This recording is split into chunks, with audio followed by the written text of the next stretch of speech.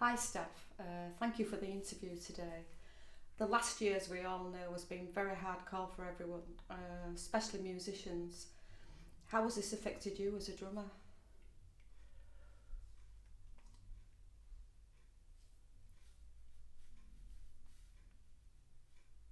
It's been, with what's gone on in the capital and being stuck abroad for over 4 months.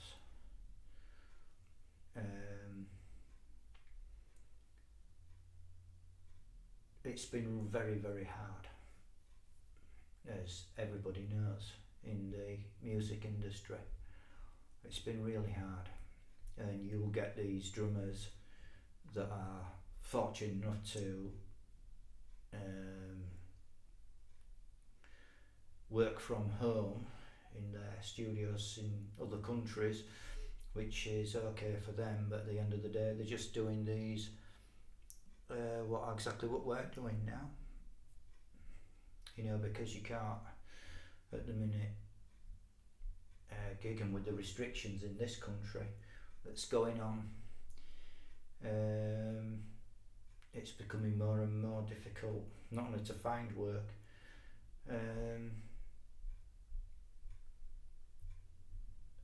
and to be able to go where the work's at, because now I'm banned from the capital because of the vehicles I drive and the vehicles I own, so we can't do that without paying 327 quid a day in tax. So it's impossible for me to earn a living doing that. And that's going to be expanded. That restriction is going to be, the vehicle restriction is going to be expanded. It's a very, very difficult situation to be in for a pro drummer. Because you need a vehicle, a big vehicle, to get the gear around him. You're not going to be throwing this in the back of a little silly car.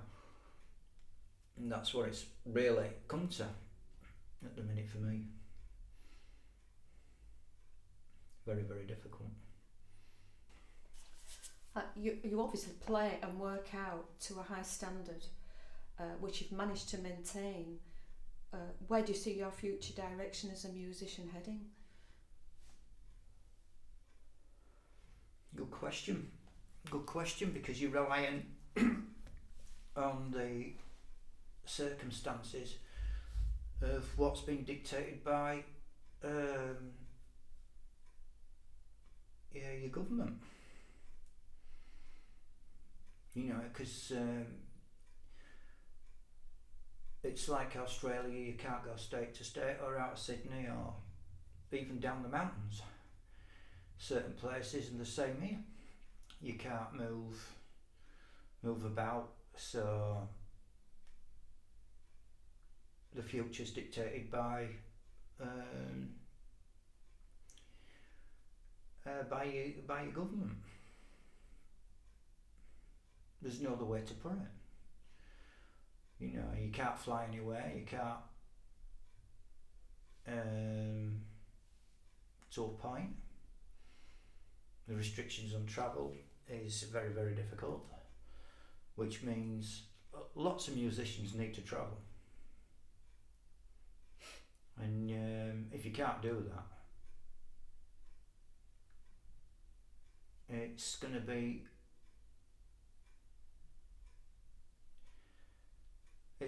devastating. So the future is, I'm not fortunate enough to play on the hit album, even though I've played on albums. I'm not fortunate enough to play on the hit single and stuff over the last 50 odd years of being gigging. So I have to look for work all the time. And if you can't go to certain cities because of the vehicle taxation restrictions, it's proving to be devastating for a pro musician. That you are what you are. Some people aren't musicians and they are unaffected, but some people that rely on the entertainment business, the music industry, it's very, very difficult. There's no other way to put it. How can you know, I've got a vehicle out there that's 20 to the gallon. To schlep this lot around him. And it's you know, you've got to keep that tap flowing. It's proving difficult for everybody that sort of is a working musician, as I am. You know, that spent the last 44 years in recording studios.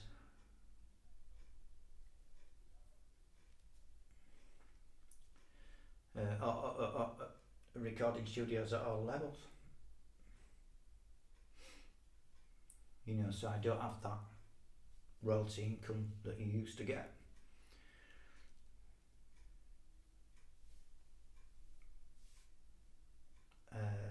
What else can you say? As a musician, what do you feel keeps your enthusiasm going? You know, like musicians are very spiritual people and they need downtime, out time to go enjoy themselves, to keep the spirits up. How do you find your solace in keeping it all together? It's a good question. It's a good question because when you're in a situation where you don't know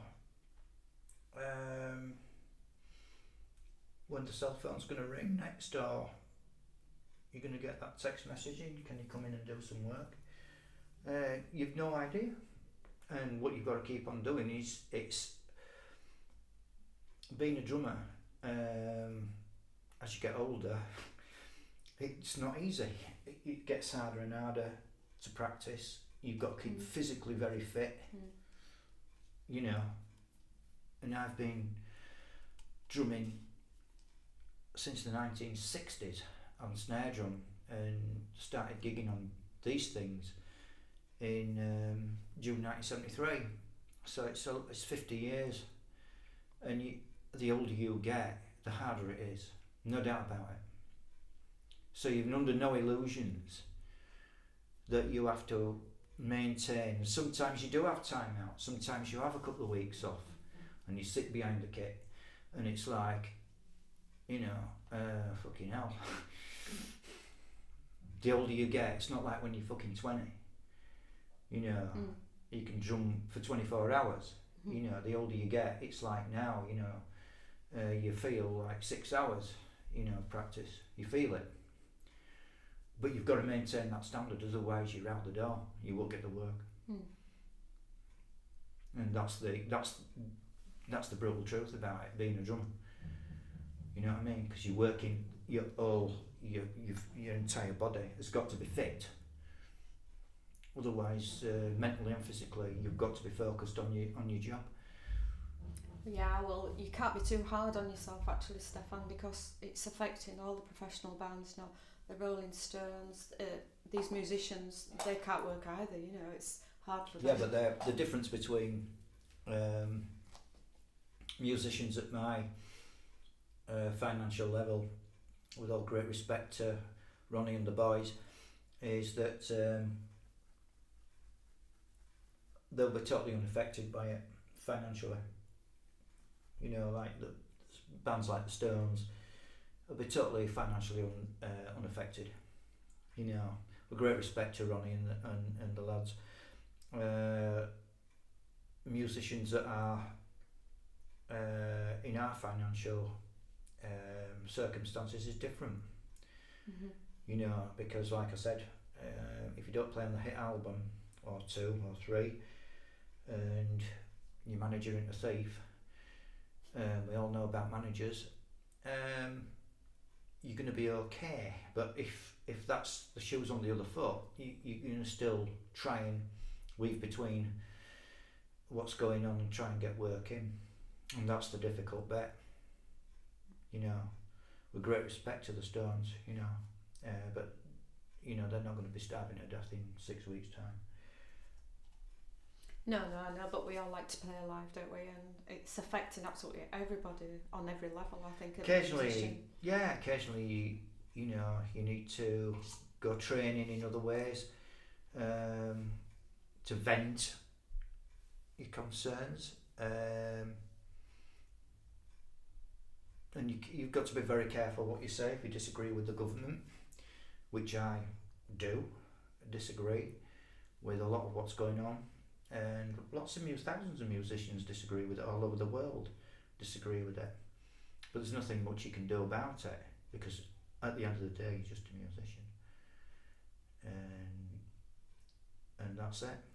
Well, you say you're just a musician, but you've spent like 40, 50 years learning your skills to a high professional standard. So you're not just a musician, you're a very dedicated musician.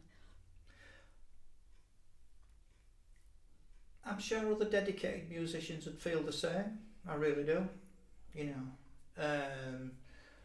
But it's a David and Goliath thing. You can't, you know, you're not going to voice your... it's going to fall on deaf ears as an individual, irrespective of who you are. I know many very famous musicians, and I'm like, why aren't you opening your mouth? You know, one or two obviously opened their mouths and stuff like that. Yeah, in recent weeks. Yeah, with great respect to Eric Clapton. I think he's got the ball to do what is to the man in that position. I think he's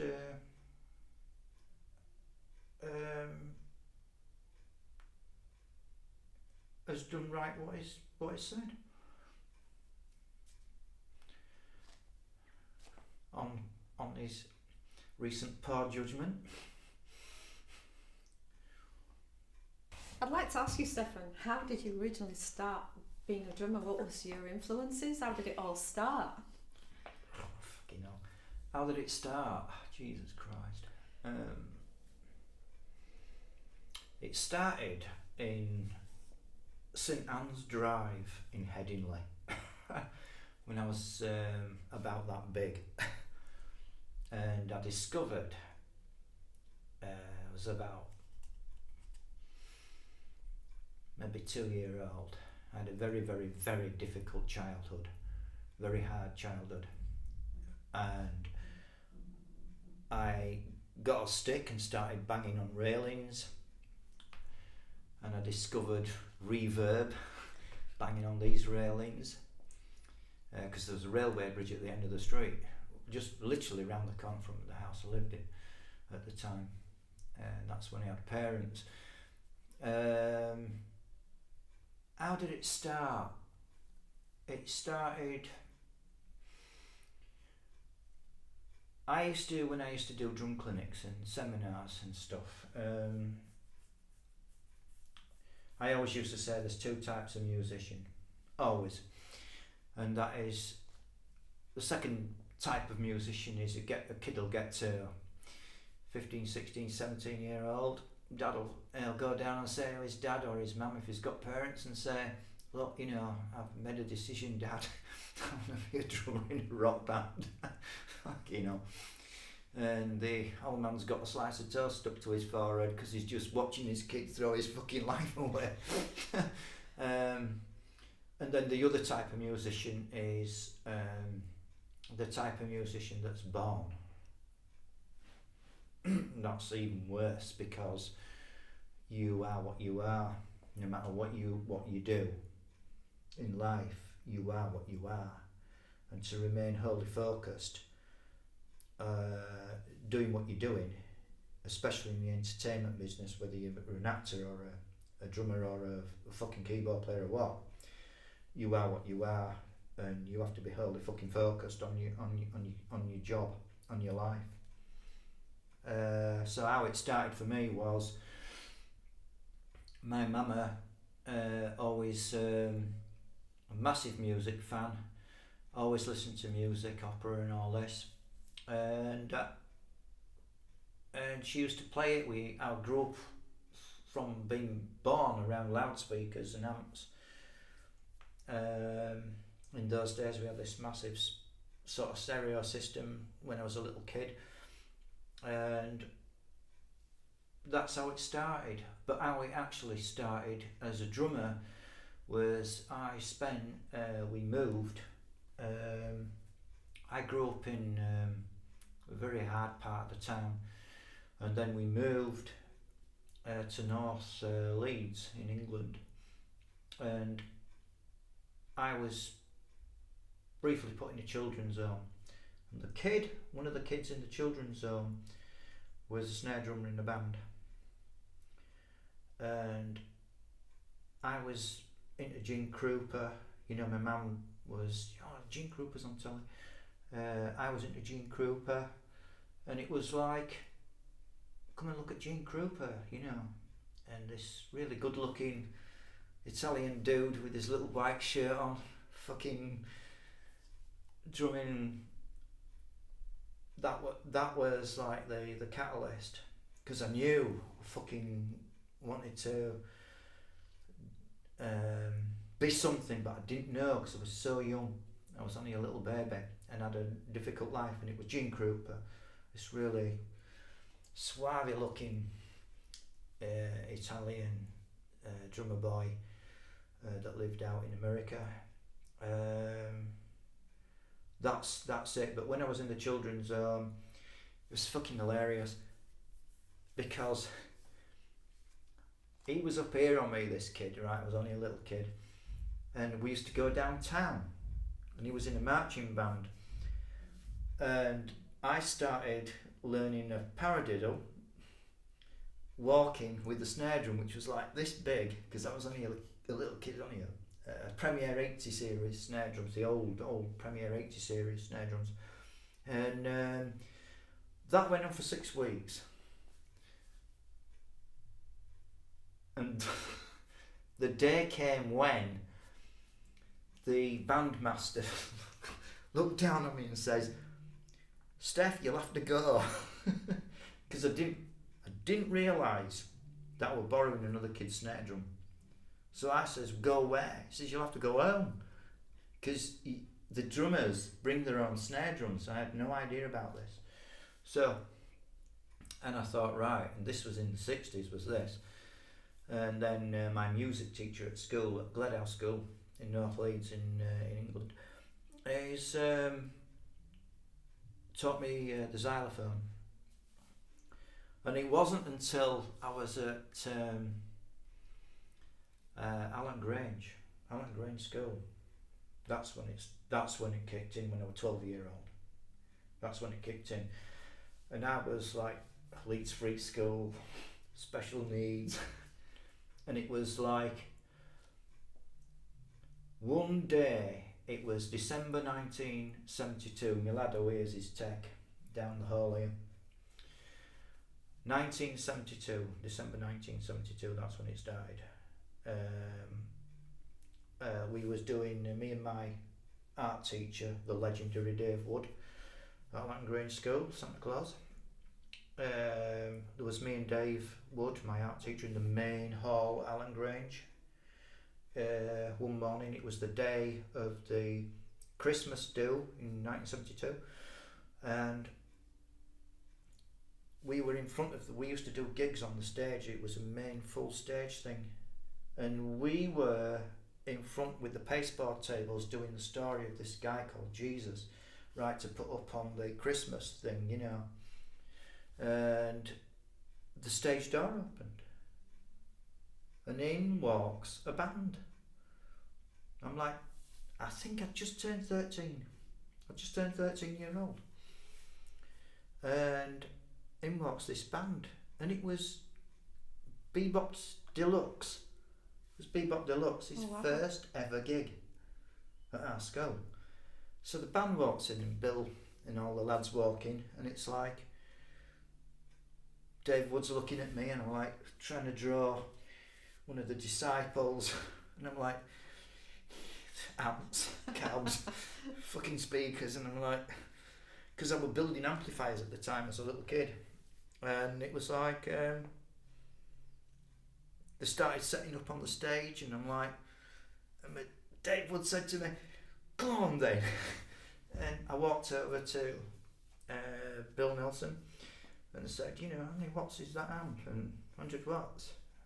Impedance, 8 ohms. And it was like they started rehearsing and warming up because they were doing the Christmas show at our school.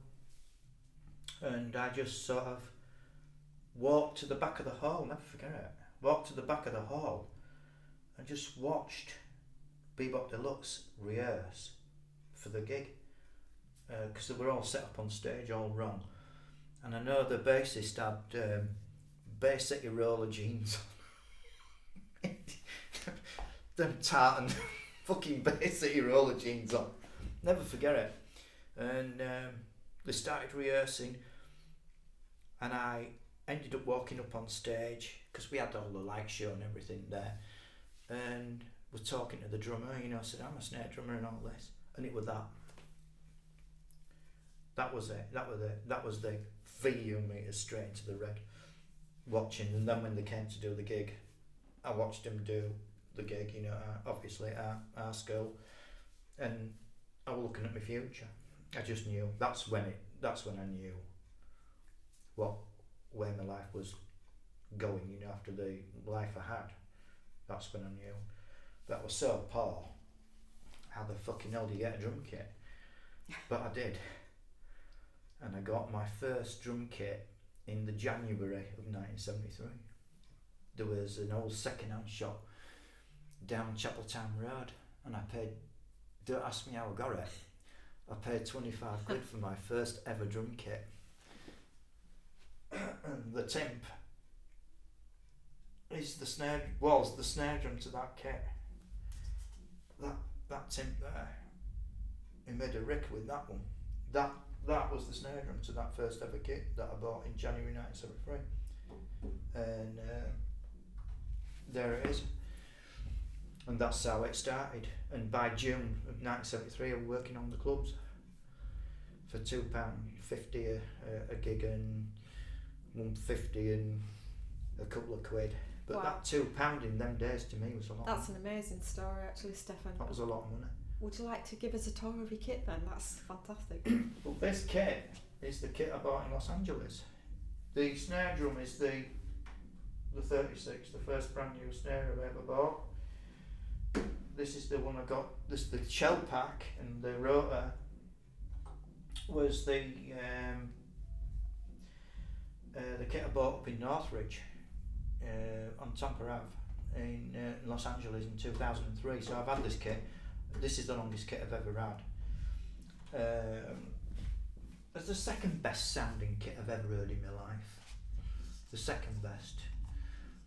Because a certain English company, in my opinion, made the best sounding kit, but they didn't make it in standard deck shells, so there's no way I could use it. But this is 1977 Superstar kit. That's obviously modified. It's been rebuilt in 2012 when I was in London, and it's a bit unreliable because, you know, the nut boxes aren't the best. You know, if you do a rim shot, you can actually snap the nut box. So, where were we? Tour of the kit, Stefan. Did I mention the word nut boxes? Tour of the kit. Well, it's quite an unusual kit, isn't it? So it's really It's an old kit. I was in a studio in London. This is how this started, right? And Tama, it was like it still had these archaic legs that came out of the shells, you know, so it's like a pre-war design. And yet here we have the best shells money could buy at the time in the 70s and the 80s. They really were the best shells ever made, no doubt about it. However, there was still in the mentality as a drum manufacturer doing these old legs and stuff that slide out of the shells, and it's a bit like certain other Japanese drum company that I'll not mention that had mounts that went into the shell, which is a ridiculous thing to do. You know, you wouldn't stick an iron bar into a cello, would you? And stuff like that. And it's like when you see these modern kits, you know, they've got clipped badges clipped into the shell. You know, it's a ridiculous thing to do rather than having a floating transfer, which doesn't interfere with the acoustics and the vibration, the harmonics of the actual drum shell. And I was in this fucking studio in London, and the engineer walks through this. He walks through, and we were setting this kit up in the original thing that I had in Australia. You know, the original finish. And his eyebrows went up his bloody forehead, and I went, "Excuse me. I noticed the look on your belt race. What's the problem?" And he says, "I haven't seen one of those in a long time." And I turned round and I did look at the kit, and I thought, it's been all over the world, and it's looking tatty, and it's like, either get the other kit or do something about this. And so I thought, right, I'll put my designing head on, and did away with the legs completely. Painted it, redesigned the whole kit. I think it's called diatonic or chromatic. The holes in the air, breather holes in the shells, by scale of volume of the shells. And when you look at, like, say, a drum kit that you can go buy even now in 2021, it'll have a hole at the top there, it'll have fucking tom mounts out here, it'll have a big badge stamped into it via one of those things. And I thought, this is ridiculous, you know. These bass drums have the hair all underneath, so you can't see it. And I designed these teeth, these chops, which stop the bass drums moving. So when you get like a standard bass drum over there, so you've got these sort of A, B and C, A being the impact of the beater, B being the mounts for the legs, and C being the transmission of that energy transmitted through the bass drum and down to the end of the legs. So I just did away with B. So it goes A, C, if you understand what I'm saying. So the energy goes straight to these chops here, which gives the shell pack of the bass drums more energy to resonate. And that's why the kit does sound noticeably different. Why it sounds so. There's lots of other modifications on it as well. You know, it's like these the hi-hat invention that I invented. The device that I invented for that is there's certain world famous drummers that play open-handed that've got all this mechanical interference holding the hi-hat stand up and all this, and miking up the snare drum between the toms with little bits of foam and all this. It was a ridiculous thing to do in the 21st century, in my opinion. So I designed a microphone system, you know, because when I was in the other studio doing the album, and the engineer clipped one of these microphone things onto the snare drum, and I knew what's going to happen, because this isn't a standard, this is a pipe band hoop on this snare drum. The thing starts walking and off, and you know when you're playing it's going to fall on the floor, and it did. So when I did the other album, it's like this is had to stop, and I got my favourite microphone from the late 70s and redesigned it, and now that is used on this snare drum, cured, you know. And of course the hi-hat issue, I cured that, so the hi-hat stand is mounted but it doesn't actually touch the shell pack. That's an invention that I did, as well as the other things that I designed. And this is why I can get some pretty decent sounds out of this kit. It's like what's on the snare stand now is like, you know, when engineers under mic snare drums, they've got like these little mic stands underneath the snare drum live and stuff like this, you know what's going to happen. You know, if the thing starts floating, it's like, where's your mentality? Why not have it all as one system, like what I have? You know, you've got to see things. It's like certain drum designs. Now, you know, like 2021, you look at the kit and you think, fucking hell, I haven't learned anything about designing shells. And this is what I did in 2012. And the sound,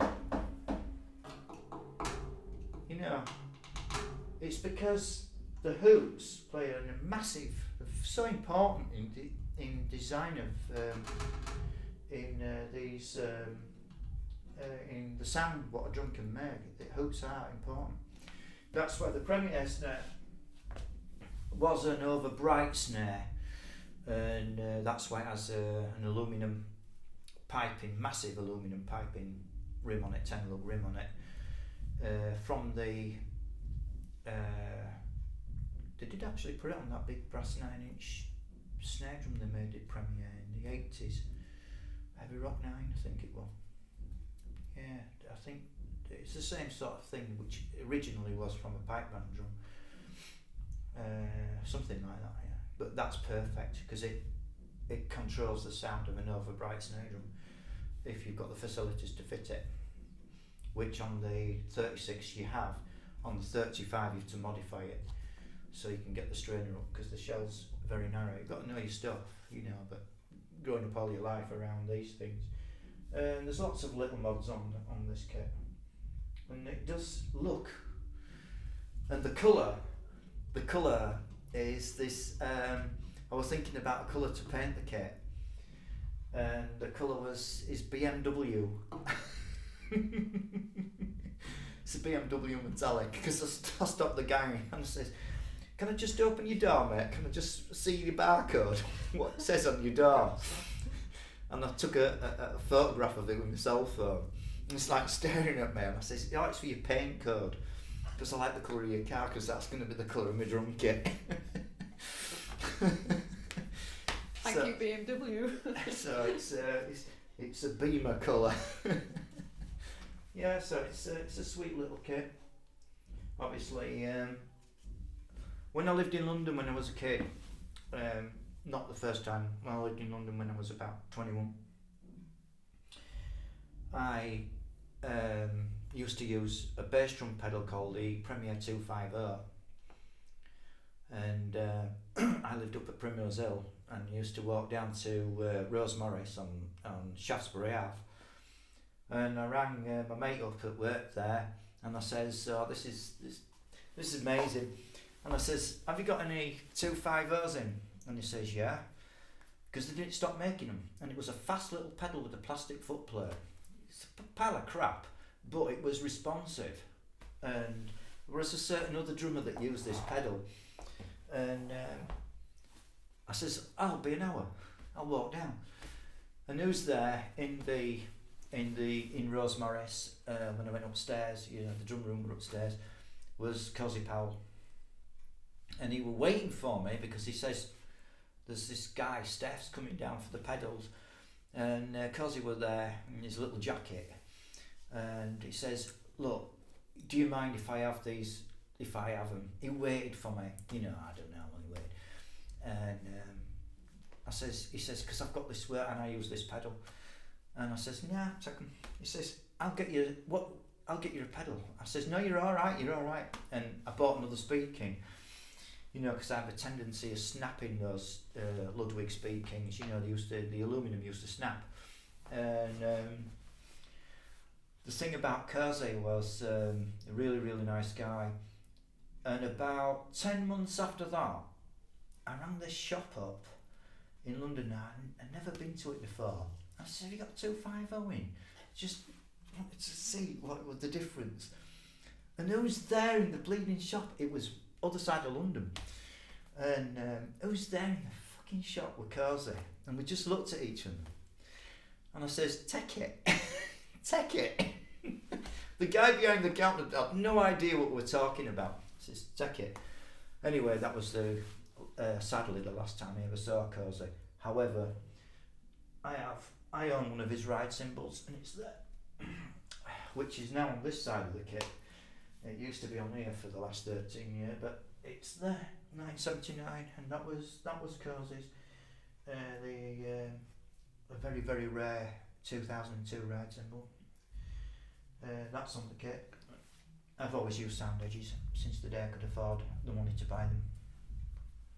Because in 1973 they were 50 quid a pair. That was a deposit on a house. So that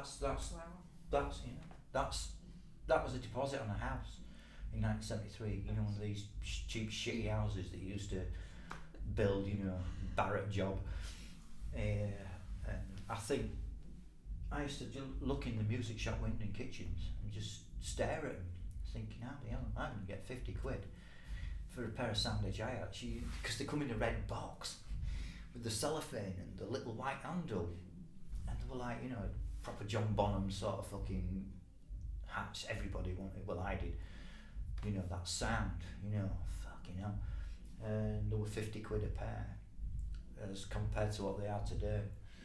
They're like, I don't know, now pushing 400 quid. And the Barrett house is like pushing 200 grand. That's the difference between 50 years. No. And I've always loved sound edge hi-hats. I can never imagine myself ever playing another set of ever playing hi-hats other than sound edge. Next question. I suppose you're best famous for your formidable drumming in the goth rock band 1919, and then final incarnation of Another Cinema. What happened with 1919?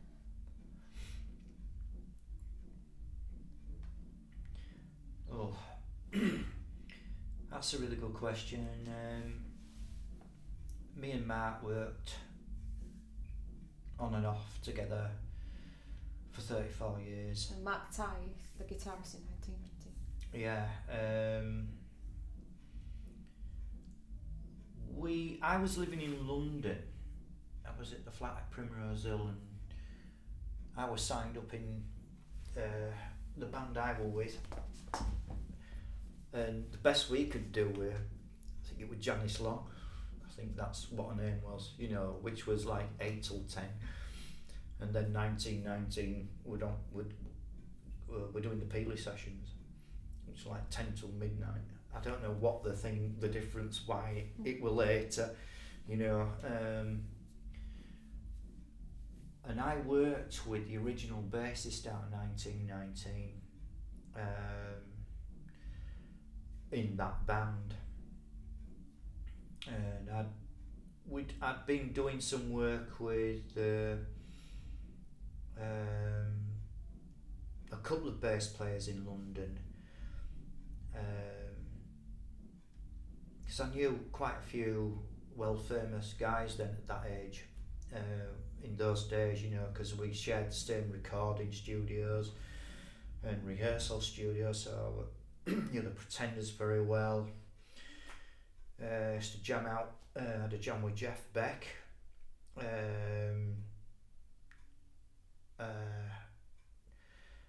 Woody Woodman's U-Boat, worked with Planty, I forgot his at Woody Woodman's band. I worked with quite a few musicians in them days, and anyway, we had bass player troubles, as a lot of bands do, and then we had to transition back up to out of London, because I had a lot of responsibilities that I couldn't get out of, family responsibilities, and I had to move back up to Leeds. We were still signed up, and we started working with the original 1919 bass player who'd left the band.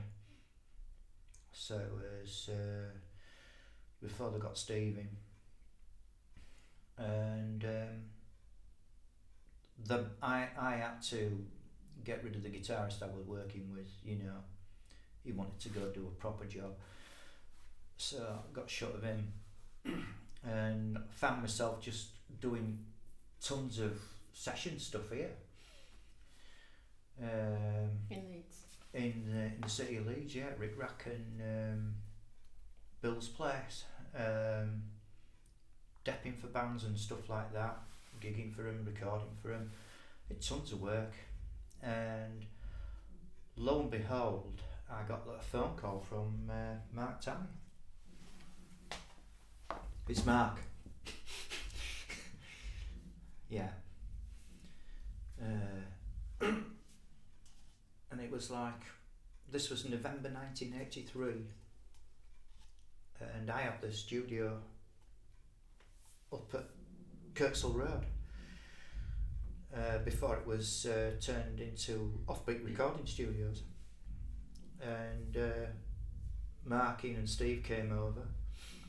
I think they were touring with Killing Joke, and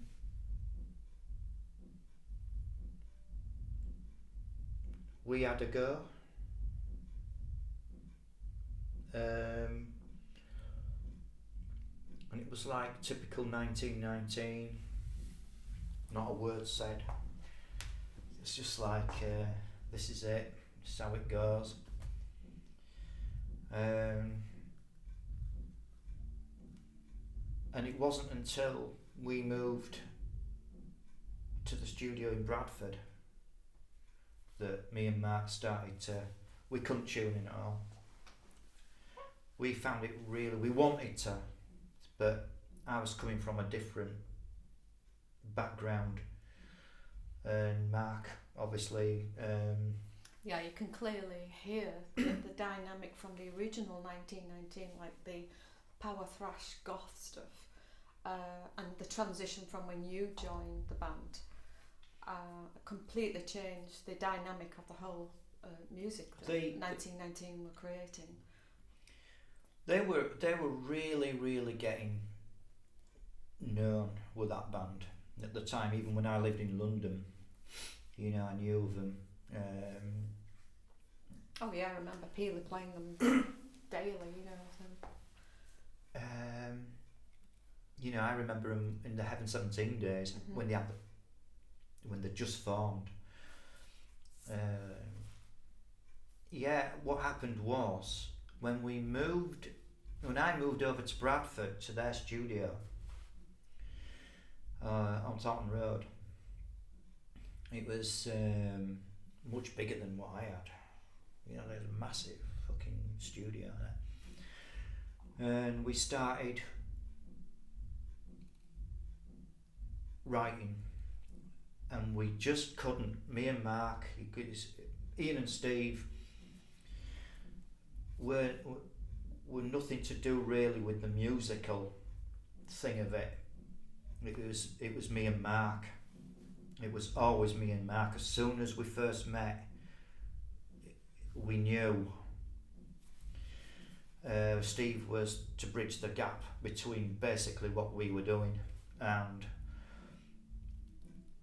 I was commuting down to London at the time, and I was thinking of moving back down to London, you know, because I had a lot of responsibilities at that age, and I thought it ain't gonna work between me and Mark, you know, and we both did try, because his guitar sound,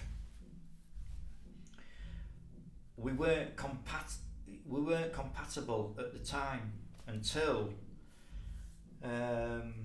he had the AC30s, the original AC30s at the time, and the SG, and it was all of a sudden, boom, that was it. January 1984, we wrote the Indian song, and that was it. Fuck London. We were signed up, and I thought, right, I probably got a chance here to get on with my career and to end up doing what I really wanted to do. And we wrote the Indian song, which sadly were never recorded. There are, I think, some rehearsal tapes of it around somewhere, and we used to have a mate that used to come with a big ghetto blaster and record the rehearsals, and I think it's on a cassette somewhere. Brilliant song, the Indian song. And I thought, that's it. And I'd realised we'd tuned in with me and Mark, and then I was hit with the bombshell. We're not 1919 anymore, we're another cinema. Oh, fucking hell, why you committed suicide, mate? And I thought, oh my God, I am going to be a hard-working musician for the rest of my life here. Not that I didn't want to be, but I knew that there were two incidents in that band. One I will not talk about, what happened in 1985, regarding myself and Mark in London. That I won't talk about. But amazingly, you bumped back into Mark Tally after a long period out of the business for Mark a few years back. Oh, Mark was like, when I was living in Sheffield, knocking on the door, meeting. He always loved his meetings, and we'd go up to Bradford and have this fucking meeting, and it'd be like, want to put another cinema back together again.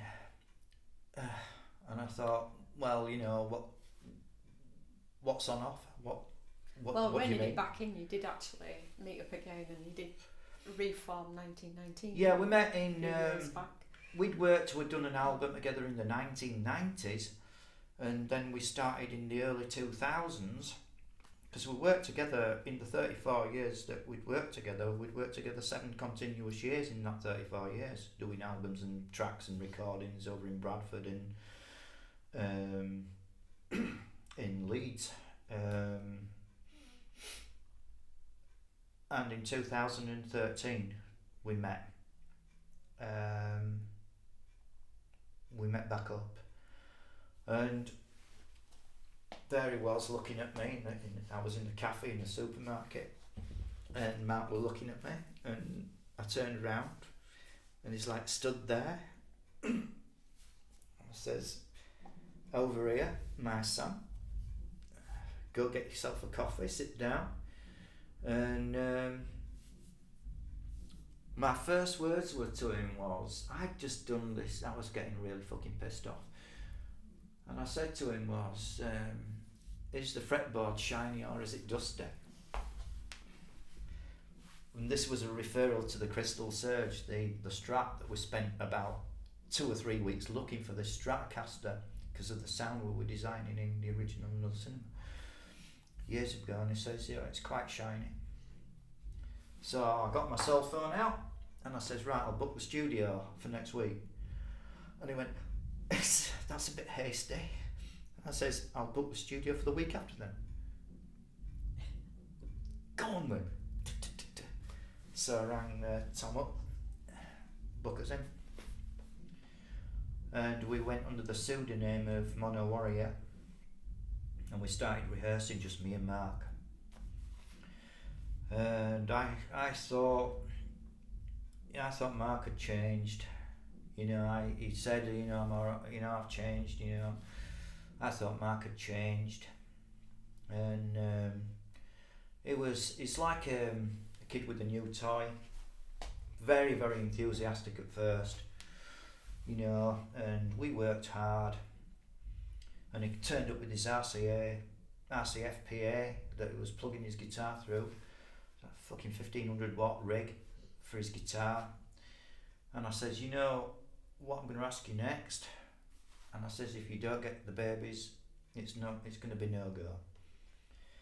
So, needless to say, the hunt was on for a pair of JC 120s.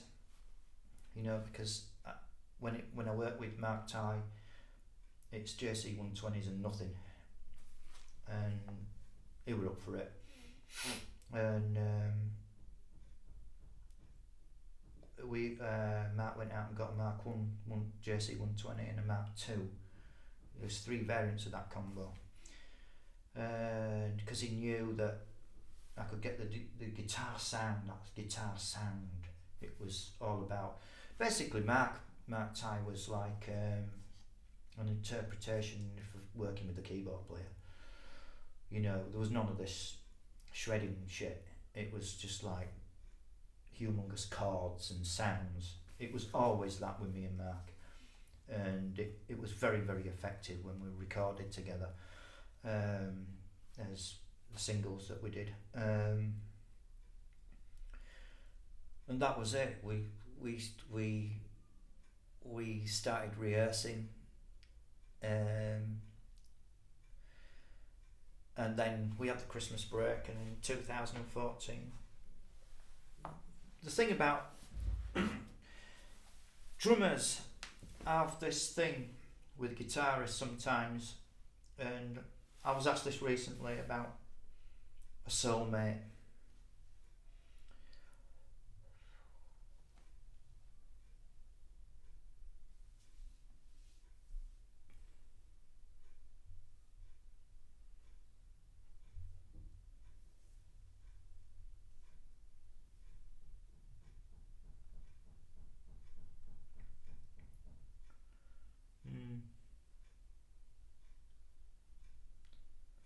You have to be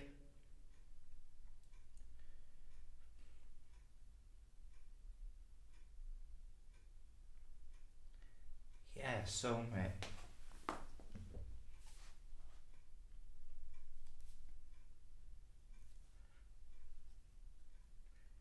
You know, when you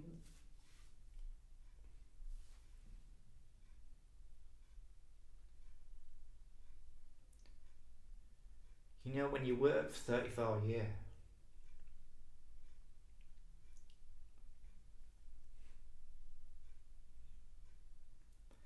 I don't think after I left in 2015, I don't know, I doubt if we would have ever worked together again. Very doubtful after what happened in 2015, very, very doubtful. But it's like it happens to drummers. You know, drummer will work with the guitarist, and the guitarist is no longer there. You know, or the singer is no longer there. The singer, you know, and it happens. It happens. Yes. You know, it's you know, when you lose a soulmate, it's impossible to replace. I've worked with hundreds of musicians, but out of all the hundreds of musicians you work with or you work for, that you drum on, it's like you can count on one hand the musicians that you can really, really write with. You know, in my case, Mark was one of them. It's every time we work together over 34 years, every single time, you know, that we wrote together, it was in certain situations was magic. You know, and musicians very rarely experience that. I've been doing it 50 years. You very rarely get a soulmate, or irrespective, you might not get on. We never socialised. Me and Matt never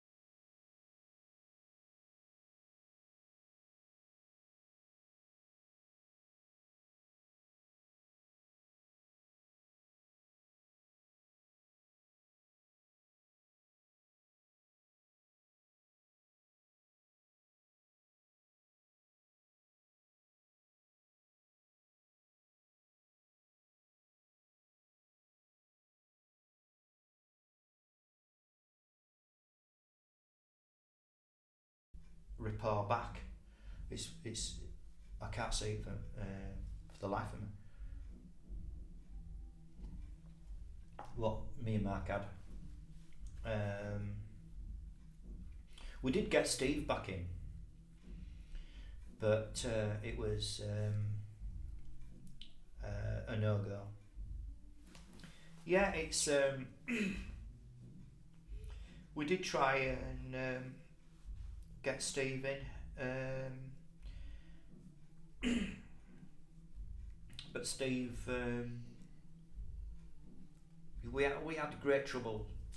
You know, we'd been writing for 8 months and we had 2 albums, easy 2 albums worth of material. We could write an album in bloody fortnight, me and Mark. We had 2 fantastic albums worth of material, but we couldn't get a bassist. And we had many phone conversations about either folding it or going out as a duo, which I thought, you know, it wouldn't have worked. Me and Mark as a duo, we needed some weight behind it, behind what we were doing, and we couldn't find it. Just couldn't find it. And we did get a singer in who was a really nice guy, a professional singer who was in a touring, massive touring show. He came up and it's like you'll work with a singer and a lyricist, and this is the thing about Ian Tilliard, is that what Ian did was, in my opinion, brilliant. I never even, when we used to rehearse with the original 1919 and Another Cinema, I never ever had a concern about Ian. He just did his job. He just came with his little diary book and his lyrics, and it never was any concern because it was just wholly focused on me and Mark and Steve, just bridged the gap between what we were doing, except for when we wrote I Had a Bad Dream Last Night and Electric Dream State. Steve played a massive role in the writing of that, you know, because to get the bass to do exactly what was needed for the beats in 1984 and 1985.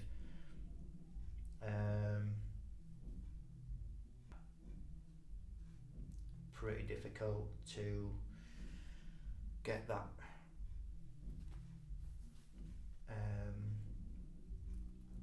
I don't think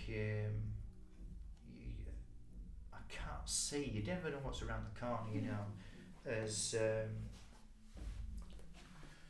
of not being in a band at the minute, you never know what's around the corner, you know.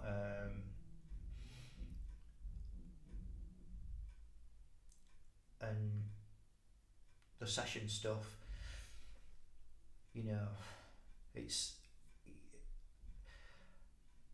very difficult to put your own stamp on things when you're just doing work like that. Very, very difficult, you know. And now in these times where you can't sort of work in certain places in the country and you can't commute and it's ridiculously expensive to do that. So to give you an idea, to take the truck down to London now and pay the tax, it's £500 a day. So it's ridiculous. So it's a no-go. No management company would pay that. You know, you can't even drive it around 90% of London, I think. So that's that. So you are in a situation where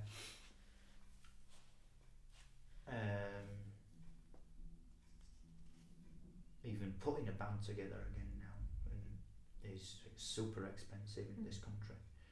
So it's not like America, you know, where you can, or Germany, where you can work out in a mill for 2 bob. This is England, and it's very, very expensive to rehearse a band in England. Very expensive, 2.5, 3 grand a year. When you will weigh up all the costs for the band to commute to the rehearsal. This is outside the capital, that is. You work it out how much it costs to commute to a rehearsal. It's 500 quid to rehead that kit. That's a lot of money. You know, it's like sticks. You know, sticks are like 11 quid a pair. It's long gone are the days, you know. So it's an expensive way of life if you're not getting the money in. You know, if you're not getting a return for your work. Never mind running the vehicles. So if you get a 4-piece band, it's like 3,000 quid a year to rehearse that band, and that's something that musicians have got to be made aware of. You know, let's say if you're forming a band, you know, if you're young, a teenager, you know, no way a teenager will be able to afford to insure a vehicle in this country. It's not like when I was that age. You know, it's ridiculously expensive to be in this industry. For little return, you know, for little return, you've got to pay the rent.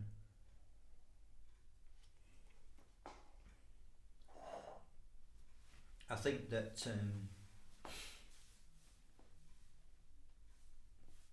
if I hadn't have left the band in 2015, I don't think our relationship would have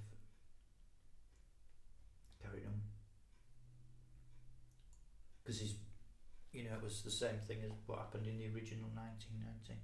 The same thing as what happened in the original Another Cinema.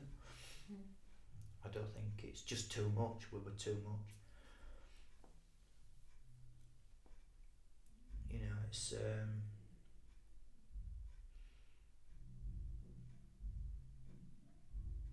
it was just too much.